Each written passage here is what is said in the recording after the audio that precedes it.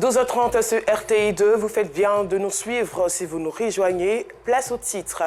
En éducation, le lycée d'excellence Alassane Ouattara de Grand Bassam au cœur d'une polémique. Ce temple du savoir serait en manque d'eau potable. Vrai ou faux? La réponse dans quelques instants. Et puis à Madagascar, les Malgaches sont invités aux urnes pour la présidentielle. Mais cette invitation se présente sur fond de tension. Voilà, c'est tout pour les titres. Inscrit dans le peloton des lieux d'apprentissage de renom, le lycée d'excellence Alassane Ouattara de Grand Bassam est au cœur de l'actualité. Une vidéo devenue virale sur la toile met en exergue les difficultés liées à l'eau potable dans cet établissement. Manque d'eau au lycée d'excellence Alassane Ouattara de Grand Bassam, Info ou Intox. Pour répondre à la question, nos reporters Nou Sangaré et Kader Bachil y ont fait un tour pour faire le constat. Est-ce que l'administration dans son entièreté ne voit pas les enfants transporter les parcs d'eau? Est-ce qu'on ne voit pas l'école est bondée des parcs d'eau? Cette vidéo mettant en exergue les difficultés liées à l'eau potable au lycée d'excellence Alassane Ouattara à Grand Bassam a fait le tour des réseaux sociaux il y a quelques jours. Cet après-midi du mercredi 15 novembre 2023, nous retrouvons Maël Gueux et ses amis, pensionnaires du lycée, à la salle d'eau après une activité sportive. Ils disent être choqués de la tournure que prend cette vidéo. On a vu sur les réseaux sociaux, moi j'ai trouvé ça injuste parce que quand on coupait l'eau, l'eau revenait juste après. Ça ne durait pas au-delà de 2 jours, un jour. Ce qu'ils ont fait, moi j'ai pas trouvé ça bien parce que c'est contraire à ce que nous on vit ici. Une vidéo loin des réalités que vivent les élèves de ce temple du savoir. On était choqués parce que moi comme ça, c'était sur WhatsApp. J'ai vu le lien, puis je suis allé sur la page, j'ai écouté, mais vraiment ça m'a choqué. Il n'y a jamais eu de jour où nous n'avons pas vraiment eu d'eau pour nous laver ou encore pour des besoins, quoi. Il y a toujours de l'eau. Même qu'il y a coupé d'eau à Bassam, nous avons de l'eau, nous avons des bouches d'incendie où nous pouvons prendre de l'eau pour nous laver ou encore pour laver nos assiettes. Donc vraiment, il y a tout à notre disposition pour être propre, quoi. La présence des packs d'eau à l'internat est du fait des parents d'élèves. Certains parmi leurs enfants refusent de boire l'eau de robinet. Certaines personnes ne supportent pas l'eau du robinet, donc ils sont obligés de prendre de l'eau minérale. Les parents payent des packs d'eau pour eux, pour venir à l'internat. Sinon, nous autres, nous pouvons boire l'eau. Nous n'avons pas de problème avec l'eau. On peut boire tranquillement. Assis Constantin est le président des parents d'élèves de l'établissement. Selon lui, la ville de Grand Bassam est souvent confrontée à des coupures d'eau et ces packs constitue une réserve en cas de besoin. Les packs d'eau n'ont jamais été exigés. Ce que je vais dire, c'est que vous avez des enfants qui viennent avec des packs d'eau parce qu'ils boivent de l'eau minérale. Mais la majorité des enfants viennent avec les packs d'eau comme réserve. Parce que quand il y a les coupures d'eau, il n'y a pas de l'eau. Donc les parents donnent des packs d'eau aux enfants pour qu'ils gardent ça en réserve. Là, au cas où il n'y a pas d'eau, ils puissent utiliser le pack d'eau. Fatoumata Chérif Diabaté est le proviseur du lycée d'excellence Alassane Ouattara de Grand Bassam. Selon elle, des efforts ont été consentis par les autorités pour permettre aux élèves d'évoluer dans un cadre propice à l'apprentissage. Ce n'est pas parce que quand on coupe l'eau, le lycée est complètement asséché. Nous avons des bouches d'incendie. Les sapeurs-pompiers de Bassam, c'est au lycée, ils se ravitaillent. Il n'y a pas d'eau. Et puis, les sapeurs-pompiers viennent se ravitailler ici. Il n'y a pas de problème véritable d'eau au lycée Alassane Ouattara de Grand Bassam. En seulement 5 années d'existence, le lycée Alassane Ouattara de Grand Bassam s'est hissé à la tête des lycées d'excellence en Côte d'Ivoire au vu des résultats des examens scolaires de l'année académique 2022-2023. Cette année, le lycée s'est classé premier.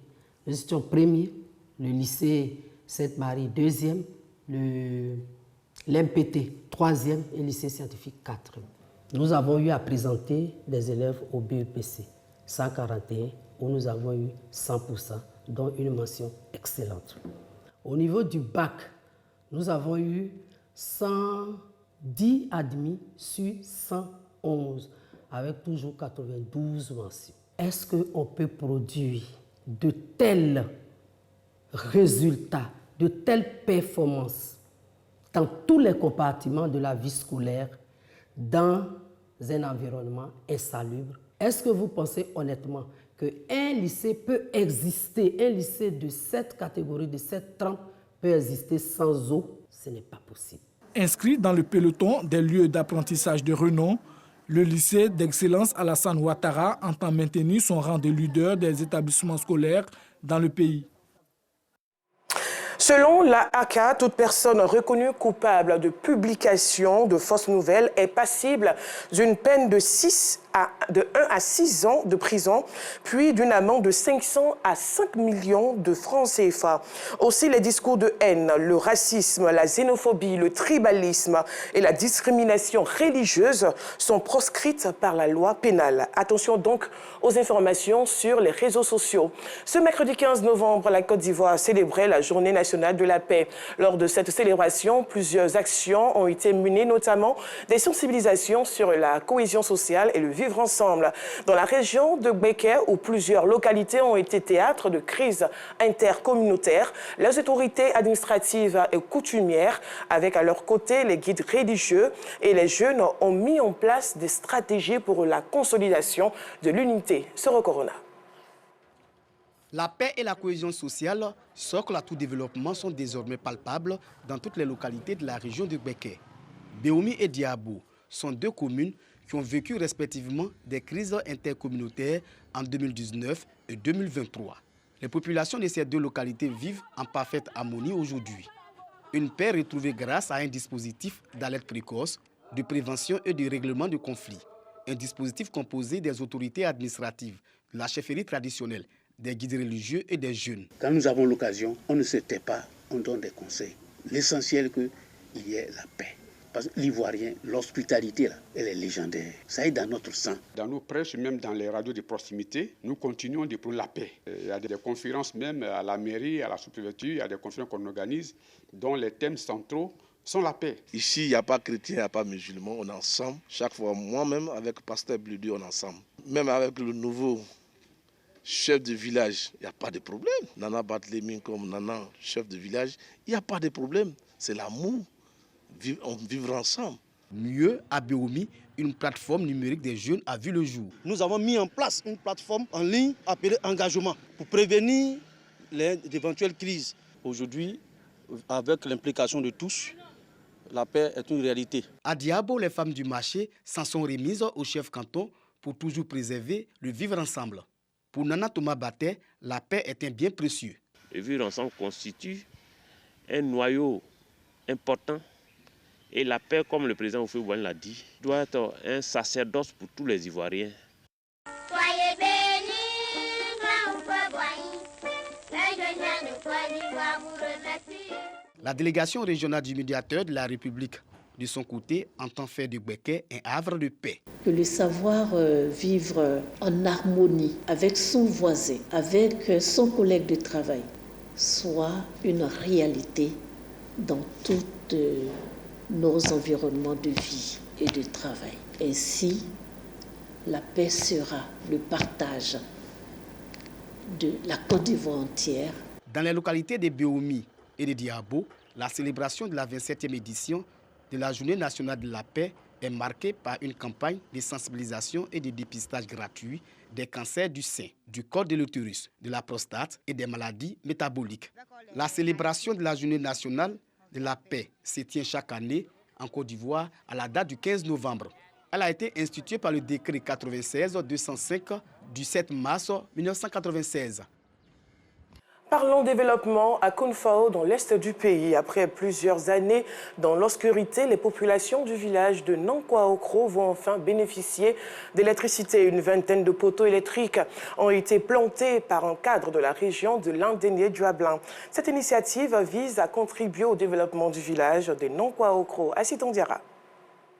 Depuis 1947, le village de Nankwa-Okro, région de Landénié-Djuablin, est sans électricité. Une situation qui vit difficilement les habitants de cette localité. Après des demandes à l'aide lancées par les populations auprès des autorités, un cadre de la région décide de mettre fin à cette souffrance avec la mise en place d'une vingtaine de poteaux électriques pour électrifier le village. M. Malan a voulu donner les poteaux électriques à ce village pour aider le village à se développer. D'ici quelques temps, M. Malan va terminer les activités de ce village. Heureux, les habitants de Nankwa-Okro témoignent leur gratitude aux bienfaiteurs. Avoir l'électricité, c'est l'émotion totale. Parce que ça fait des années, environ 10 ans, que le village a été loti. Il y a 3 autres villages qui sont derrière nous. Ces 3 autres villages-là sont électrifiés. Et Okro vit dans l'obscurité. Ça fait une semaine que les poteaux sont arrivés, en même temps plantés. Donc vraiment, c'est une grande joie pour la jeunesse de Kwaoukro. Depuis, on est dans le noir, avec lampe, on ne peut rien faire, on est dans les joies. C'est le fil là, lampadaire, c'est ça on attend. Kwaoukro est un village de plus de 200 âmes. Toutefois, cette localité ne détient aucune infrastructure scolaire. Les élèves sont obligés de parcourir plus de 5 km avant d'accéder à une école située dans le village voisin. Pour la troisième rencontre du conseil municipal de Cocody, 7 points étaient à l'ordre du jour. Mais un seul a retenu notre attention. Il s'agit de la lutte contre l'insalubrité dans la commune.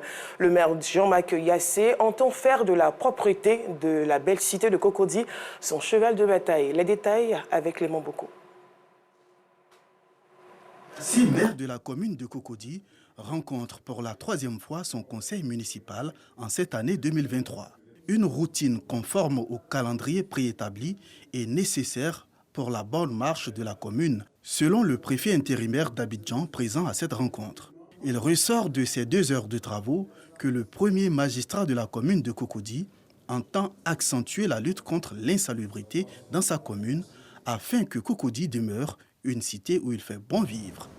Mais il en appelle à la responsabilité de chacun de ses administrés dans ce combat. À notre population, aux administrés, l'environnement c'est un problème non pas seulement du conseil, mais de tout le monde.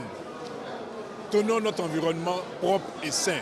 Ne jetons pas les ordures n'importe comment en se disant c'est l'autre qui va ramasser. Non. Faisons un peu plus preuve de civisme et puis de vivre ensemble. Sur les 63 conseillers municipaux, seulement 9 étaient absents à cette rencontre. Contribuer à la réduction de la mortalité maternelle et infantile des pays en voie de développement et dans le monde, c'est l'objectif visé par la Société ivoirienne d'anesthésie-réanimation SIAR à l'occasion de son 8e congrès. Ce rendez-vous placé sous le thème anesthésie-réanimation de la femme et de l'enfant a été l'occasion de partager l'expérience entre spécialistes de la santé. Assitons Diara. Contribuer à la réduction de la mortalité maternelle et infantile, les pays en voie de développement et dans le monde, c'est l'objectif visé par la Société ivoirienne d'anesthésie-réanimation, SIAR. À l'occasion de son 8e congrès, une initiative encouragée par les participants. Ce rendez-vous placé sous le thème anesthésie-réanimation de la femme et de l'enfant a été l'occasion de partage d'expériences entre les spécialistes de la santé. Dans le sud Comoé à présent, et seulement une semaine après les festivités de l'Abissa, le tam-tam sacré renversé est retiré de la place publique. Ce rite s'accomplit dans le strict respect de la tradition Nzima. Le tam-tam sacré, l'Edo Ungolais, retiré de la place Abissa, est remis à la famille dépositaire, l'Envavile, pour 1 an, autrement dit jusqu'au prochain nouvel an d'Nzima Kotoko de Côte d'Ivoire. Cette cérémonie marque officiellement la fin de l'Abissa 2023. Les détails de cette journée appelée l'Edo Ungolais et Daniele avec Davis Oyo.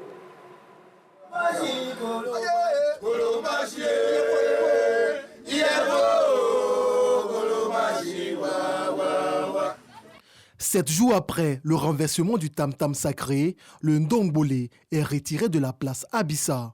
Ce rite se tient tôt le matin, loin des regards indiscrets et dans le strict respect de la tradition Nzima.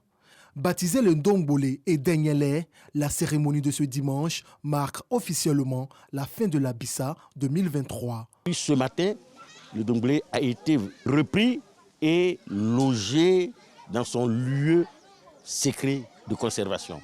Et justement, ça coïncide avec la période où tous ceux qui sont venus célébrer l'Abissa dans le village de Bassam, aujourd'hui, véritablement, chacun peut retourner pour vaquer à ses occupations. En début d'après-midi, les dignitaires, la famille dépositaire de l'Abissa, l'Envavile et certains présidents de commission se retrouvent pour partager un repas. Un déjeuner offert par les chansonniers de l'Abissa. C'est également le lieu pour les acteurs de l'Abissa de dresser le bilan de l'édition 2023. On était sur un thème qui engageait 2 pays, la Côte d'Ivoire et le Ghana. L'Abissa, patrimoine d'Nzima, d'Abouadé au Ghana, à Grand-Bassam, en Côte d'Ivoire. Mais vous avez vu l'influence de nos frères ghanéens qui sont venus en grand nombre, notamment à travers leurs différents rois qui sont arrivés avec leurs notables. Mais vraiment, ça donnait un aspect tout à fait particulier à cette fête. On peut dire, Abissa a réussi. Avis partagé par le nonagénaire des Nzima Kotoko de Côte d'Ivoire, dont un d'âge des notables de Grand-Bassam. À part l'affluence des jeunes gens, n'exécutaient pas forcément les pas de danse de l'Abissa et qui faisaient trop de bruit. En fait, sinon, à part cet élément qui a été in fine canalisé par le comité d'organisation, tout s'est bien déroulé. Pendant plus d'une semaine, Grand-Bassam siège du royaume des Nzima Kotoko de Côte d'Ivoire a vibré au rythme de l'Abissa. Rendez-vous est pris pour l'an prochain pour commémorer l'Abissa 2024.